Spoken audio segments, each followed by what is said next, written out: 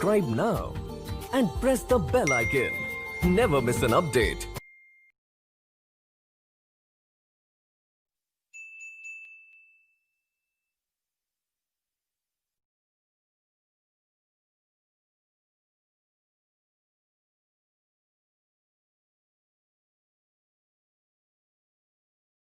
किसानों पर लगाए गए थे। आपकी जब 15 महीने की सरकार थी उसमें आप लोगों ने कई जो केस थे किसानों पर वो वापस लिए थे, लेकिन फिर अब जो शेष केस बचे तो निरस्त कर दिए। कांग्रेस पार्टी ने चुनाव के समय वचन पत्र में जो वादा किया था उसमें किसानों पर लादे गए मुकदमे वापस लेने का निर्णय लिया था, घोषणा की थी और की है।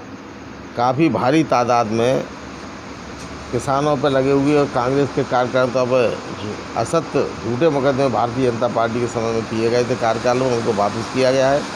परंतु कुछ रह गए थे जिनकी प्रक्रिया चल रही थी, संपूर्ण प्रक्रिया हो चुकी, परंतु प्रक्रिया संपूर्ण होने के बाद जो शेष रह गए थे उनको शिवराज सिंह जी ने मुख्यमंत्री के रहते निरस्त कर दिया है।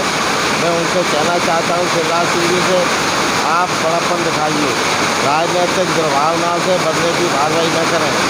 हमारे समय में तो भारतीय जनता पार्टी के लोगों पर भी जो मुकदमे थे राजनीतिक, हमने वो भी वापस किए हैं।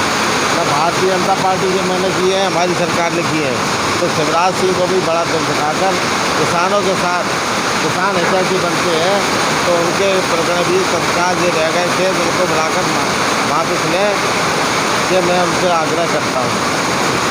नहीं कह सकता, बरसों से चल रहा है ये, हमने सरकार का भी नहीं देखा कितनी हुई हैं, लेकिन जब भी कोई भी सरकार चाहे भाजपा की रही हो चाहे कांग्रेस की रही हो, इनका खेल चलता है। ये परिवार दोनों दलों में मिला रहता है, कुछ चले जाते भाजपा में कुछ कांग्रेस में, और दोनों मिलके सास की ज़मीनों का संपत्तियों का लूट करते रहे। क्या एजेंडा है सर? एजेंडा के बारे में तो हमारे माननीय अध्यक्ष कमलनाथ जी बता सकते हैं। ये ज़रूर है कि मेरे को बुलाया गया है।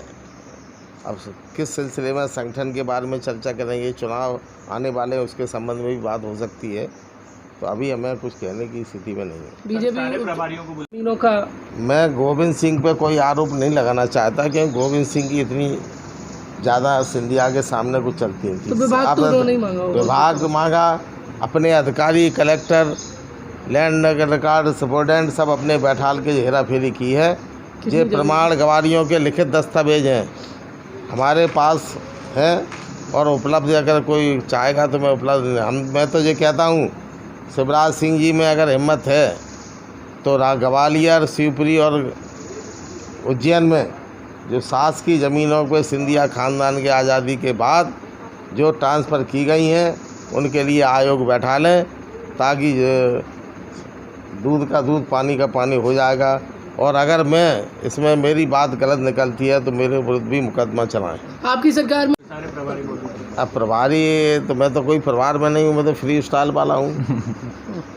तो मैं तो जहाँ तो अगर प्रभारियों को बुलाया तो मुझे क्यों बुलाया, इसलिए मुझे बुला के पूछा गया है तो मैं जाऊँगा। बीजेपी उपचुनाव की तैयारी में जुट गई है, आज से सभी जो प्रभारी हैं उनसे वी.डी. शर्मा बात करेंगे। अभी तो बीजेपी बंटन में लगी है, विभाग बंटन में।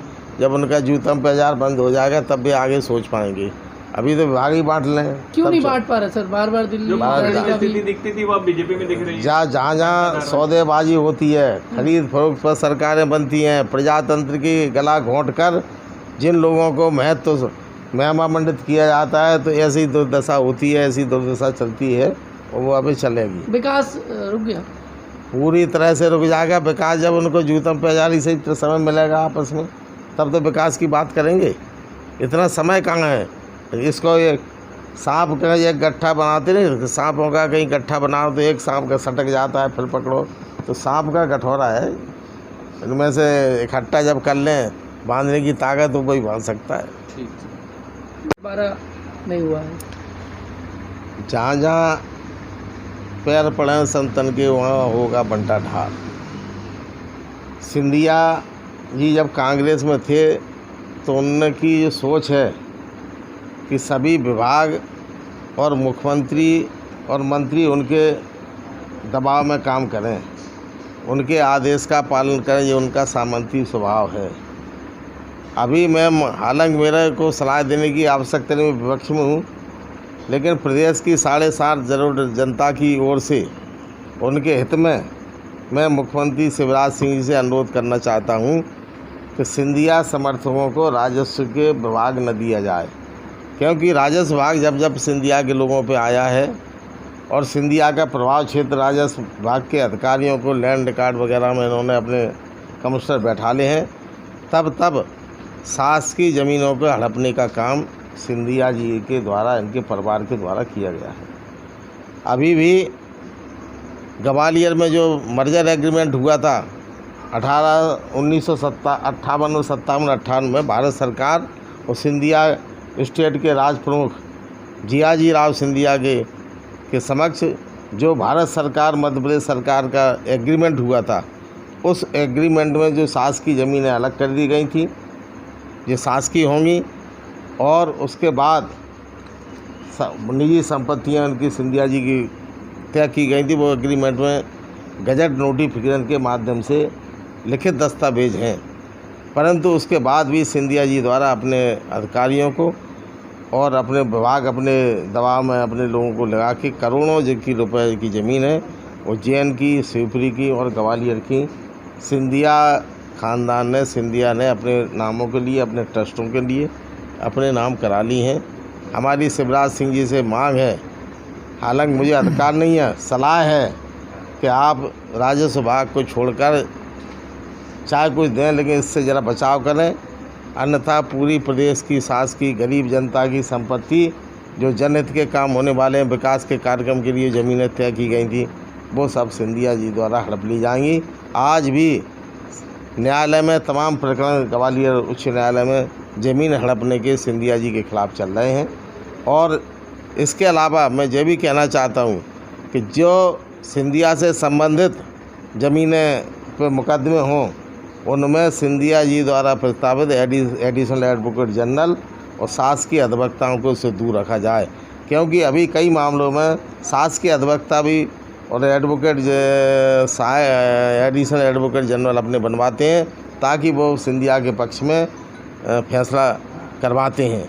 मैं सबसे बड़े आश्चर्य की बात मैं आपको बता देना चाहता हूँ कि ग्वालियर में श्री सुशील मोदी जी एडवोकेट जनरल हैं, उन्होंने न्यायालय में लिख के दिया था, कमलनाथ जी मुख्यमंत्री की सरकार के रहते, कि हम 12 प्रकरणों में सरकार के खिलाफ शासकीय अधिवक्ता 12 सिंधिया जी के हम इन पर सरकार की पैरवी नहीं करूँगा, वे सब 12 मामले हमारे जो था सिंधिया जी से ज़मीनों से संबंधित थी।